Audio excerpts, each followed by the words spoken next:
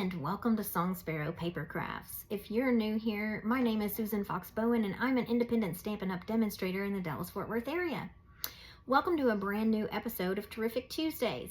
This week, we are going to be learning how to make a super fun gifty box. So let's get started.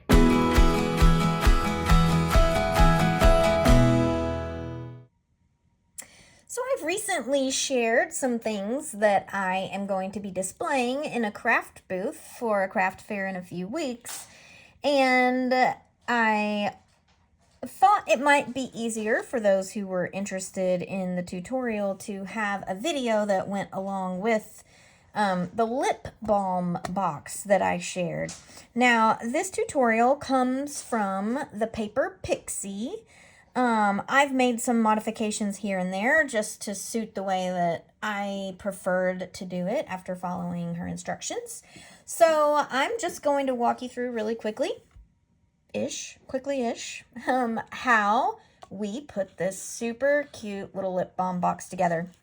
So this is sized for like chapstick type lip balms. This one happens to be Carmex, but you get the idea as far as what size it is.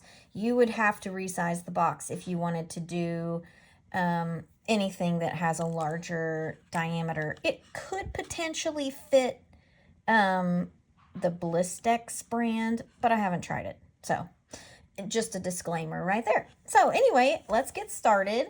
What you're going to need is either cardstock or patterned paper.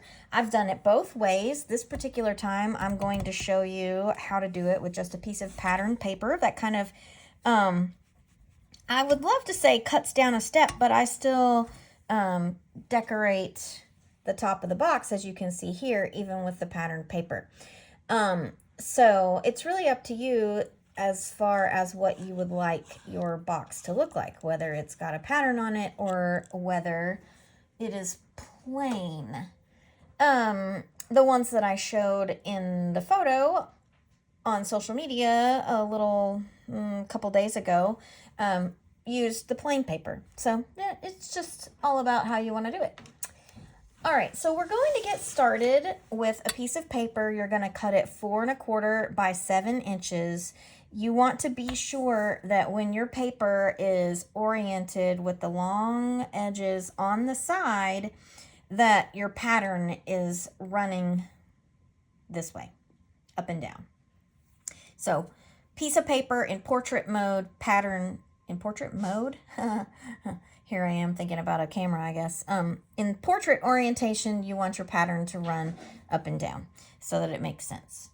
All right, so now we're going to take our piece of paper and we are going to make some score lines.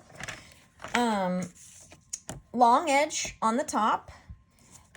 Let me think about this for a moment when I bend that down, because I do have just one little item on my paper, the trees, as you can see here, where I'm going to kind of have to think about what that's going to look like on the flap on the top, assuming they get stuck there. So I think I can go this way. All right, so we're going to begin with a score mark at 1/2 inch. Again, my long edge is on the top. Next, we're going to 1 1/4 inches.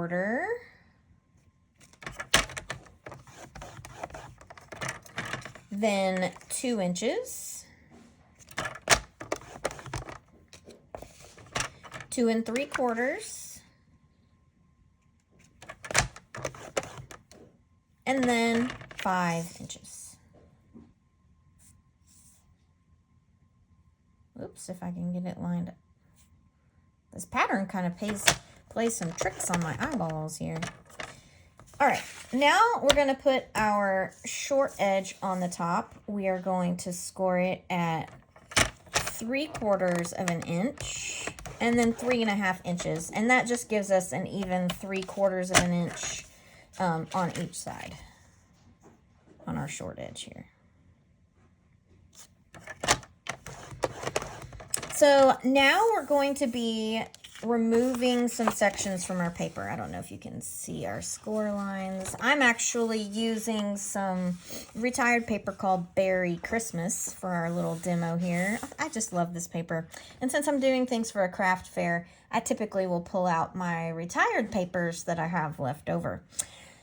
So now we're going to cut some portions. So I've got my two bigger sections that are going to be I'm going to call them the top flap. It's not really a flap, but it's this top portion of our box.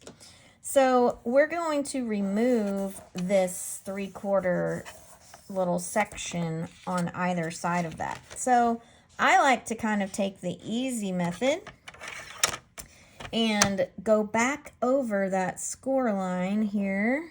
Let me find my line where I want to get to. Hold on. My blade got out of place there. All right, and I'm just going to come down to my second score line here. Now I'm going to slide this over to the 3.5 inch mark, and I'm just going to do the same thing. Run down to that little point there. Okay, I can set my trimmer aside,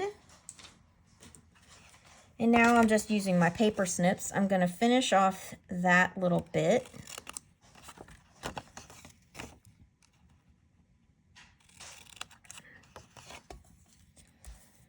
So now you can see this is making the top flap. So for me, it's easier to visualize and not mess up what I'm going to cut off as far as the side flaps of my box. And I also typically will, at this point, size in my tube of lip balm as well. So I just kind of mock this up a little bit and fold so that I kind of get a feel for what it's going to look like once I have it all folded. So what I typically do, and now this is a matter of personal preference and you can make a decision, I only have 2 flaps on the side that I fold down. I have chosen this top and bottom flap of my box that I fold down and fold over one another instead of having 4 flaps. That's up to you. So for me, I will kind of put a little cut mark in the center of the 2 flaps on each side that I know that I want to remove, just so I don't mess it up, because no matter how many times I know that it's the first and the third one from the bottom, I've still managed to screw it up. So that's just my little life hack there. And then I come back with my paper snips and snip off those little sections. Oh, I did not do this one far enough up. There we go.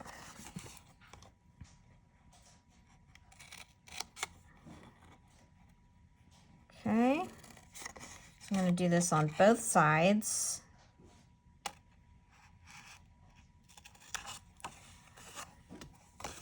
And don't worry too much about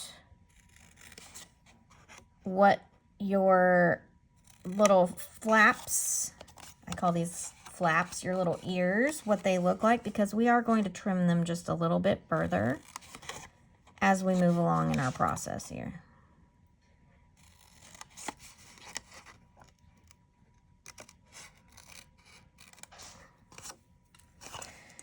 So I like to just really quickly, as I have it this way, just slide my little tube in. I'm like, yep, that looks good. It can go in, no problem. I don't know why, I always just get a little paranoid about it, like maybe I've scored it wrong somehow. All right, so the next thing that we're going to do is make our little peekaboo window, peek-through window here in the front of our box. Excuse me. I used a little die. I'm going to call it a parallelogram, a little narrow parallelogram that is in the Autumn Leaves set. You may have a punch or choose some other narrow shape. You don't want it to be too big because then this front little panel loses its structural integrity and allows things to not hold very well. I tried a bigger shape initially and I did not like what it did to the box itself. So just a little tip from me to you, but play around with it and see what you think. But I chose a really narrow shape. I would say that's 1/4 of an inch tops. I'm sorry, my office assistant is carrying something. Oh, she has her spoon in her mouth. It's very distracting. So I am now going to go cut this out. It is going to be in the 3rd small panel up. You'll want to center it so that way your little tube of lip balm is going to go show through. So one moment, I'm going to make some movie magic happen. I'm going to come back and have a little window. All right, so now we have our little window cut here in what's going to be the front-facing portion of our lip balm box. So now we're going to set about kind of putting our box together here. We want our top flap to fold toward you so that you're going to end up with about 1/4 of an inch or so of the back of the paper that's going to be exposed. It's ultimately not going to be exposed once you finish assembling the lip balm box portion. I did this incorrectly the first time I put this box together, and I ended up with my flap on the back, and I folded things forward, so I had 2 different patterns. So I ended up with 2 different patterns, and which I kind of wanted, but at the end of the day, what I ended up with was this funny little thing on the back of my box. So just so you know, it's intended that is going to be part of the assembly of the box. All right, so long-winded explanation aside, I'm going to use some tear and tape to get this top panel assembled here. I just feel like tear and tape is stronger, more durable when you're talking about an item where someone is going to be opening and closing it. So even though this isn't necessarily the open and close part, it's still a part that I want to be sure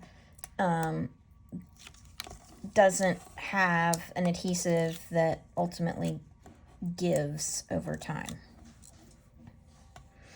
And my experience is sometimes the runners just don't hold up as well as I would like for them to.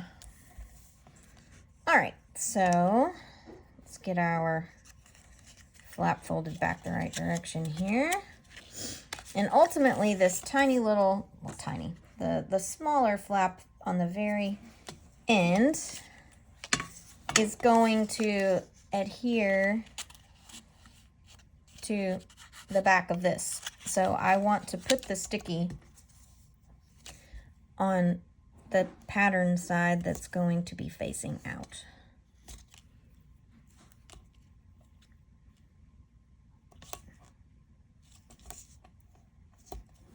I'm using some particularly narrow tear and tape. I think I've mentioned this before. I use a different kind because I like the options I get as far as width. So I don't have to cut anything down or, use more adhesive than what I would really like. So I get that all lined up. I just kind of run my thumbs on the inside just to get it to have a good seal.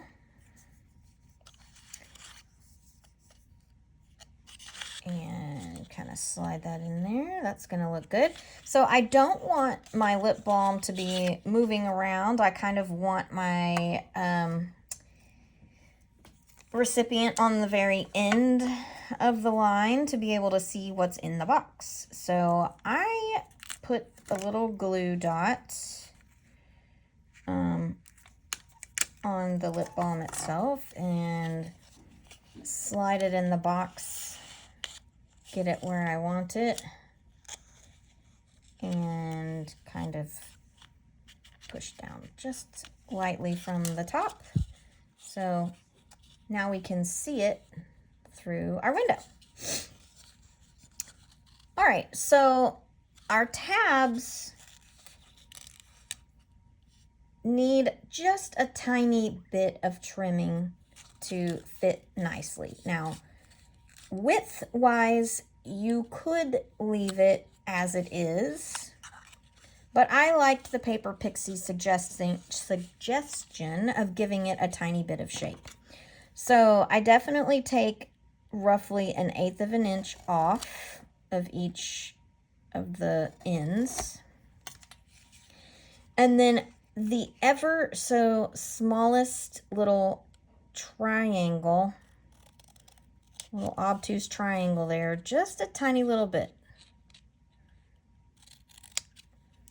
so that it's ultimately going to have a nice look when it closes. Nothing really hangs out oddly, if that makes any sense. So when you download the PDF instructions, which I'm going to include in the description, I'll include a link in the description to this video, you will see a very rough sketch of what this will look like, all laid out flat, that includes these little cuts.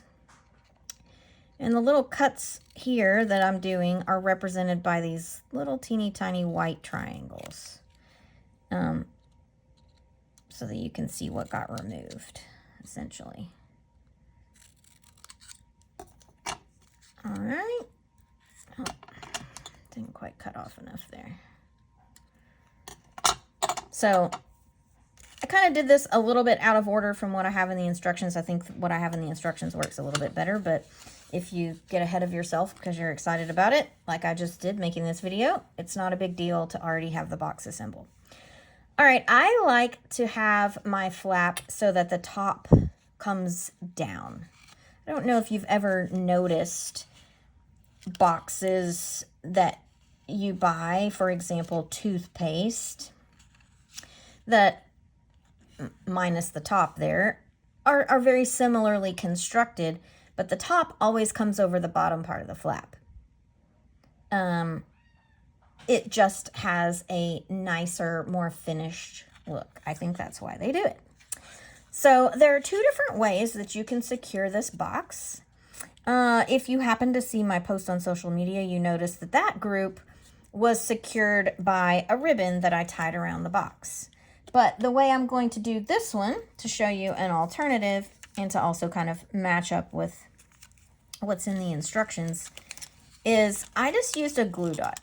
So just a little glue dot on the end of that flap there. And ta-da, it closes very nicely.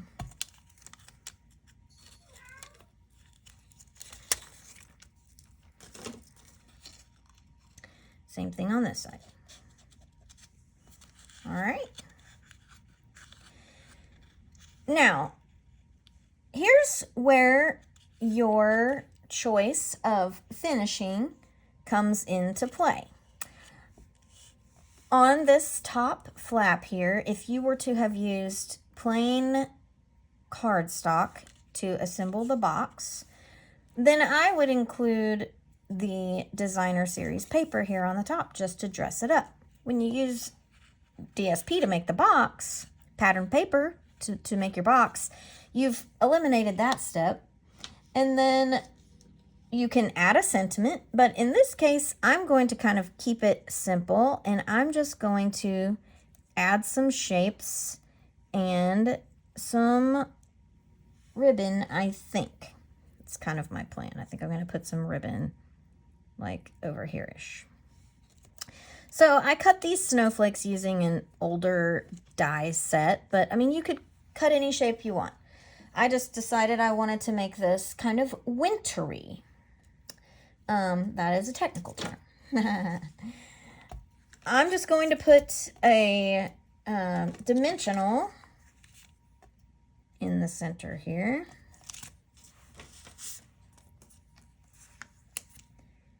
Of each one, if it doesn't stick to my finger funny. You could also use a glue dot. Honestly, I'm probably going to wish that I used a glue dot. We'll see how much and how distracting it is for this white dimensional to shine through in the center. Kind of distracting, honestly.